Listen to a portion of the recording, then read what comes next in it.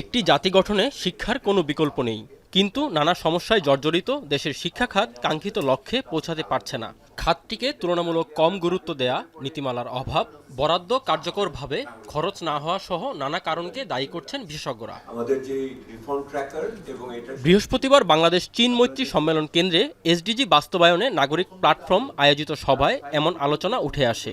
বিশেষজ্ঞরা বলছেন, কার্যকরী শিক্ষা কমিশন গঠন, কারিকুলাম ঢেলে সাজানো, শিক্ষকদের ট্রেনিং সহ নানা বিষয়ে সরকারকে জোর দিতে হবে। শিক্ষাটাকে কিন্তু সিঙ্গেল সেক্টর হিসেবে বিবেচনা করা হয় না।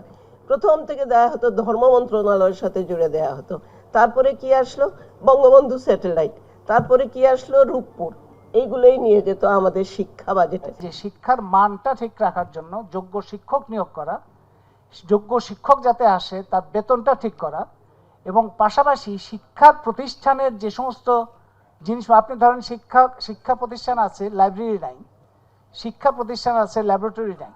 এদিকে আলোচনা সভায় যোগ দেন বিভিন্ন রাজনৈতিক দলের প্রতিনিধিরা। তারা বলেন, সামগ্রিক সংকটকে বিবেচনায় নিয়ে সরকারকে পরিকল্পনা করতে হবে। এছাড়া শিক্ষা প্রতিষ্ঠানে রাজনৈতিক হস্তক্ষেপ বন্ধেরও দাবি জানান তারা। শিক্ষা এবং স্বাস্থ্যের ব্যাপারে বাংলাদেশে নো কম্প্রোমাইজে যাওয়ার সময় এসছে।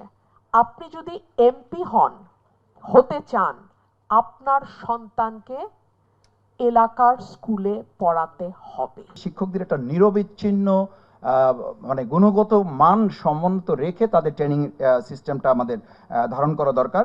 আলোচনায় অংশ নিয়ে প্রাথমিক ও গণশিক্ষা প্রতিমন্ত্রী ববি হাজ্জাজ বলেন, দ্রুত সময়ের মধ্যে প্রাথমিক শিক্ষার মান উন্নয়নে পরিকল্পনা প্রকাশ করবে সরকার। পাশাপাশি শিক্ষক নীতিমালাও ঘোষণা করা হবে। এ সময় ধীরে ধীরে প্রাথমিকে পরীক্ষা পদ্ধতি তুলে নেওয়ার পক্ষেও মত দেন তিনি। ক্লাসরুমের লার্নিং আউটকামসগুলো আমরা ফুলফিল করা শুরু করব এবং টিচারগুলো আসলে ট্রেইনড এন্ড রেসপন্সিবল হবে।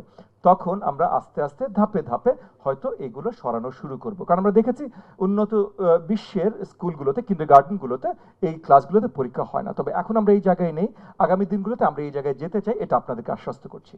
তবে সারা দেশে দ্রুত মানসম্মত ও কার্যকরী শিক্ষা ব্যবস্থা নিশ্চিত করা না গেলে অচিরেই জাতি মুখ থুবড়ে পড়বে বলে সতর্ক করেছেন বিশেষজ্ঞরা। শিক্ষায় বাড়াবো, স্বাস্থ্যে বাড়াবো, আর অন্য জায়গায়। রাজীব হোসেন, এখন, ঢাকা।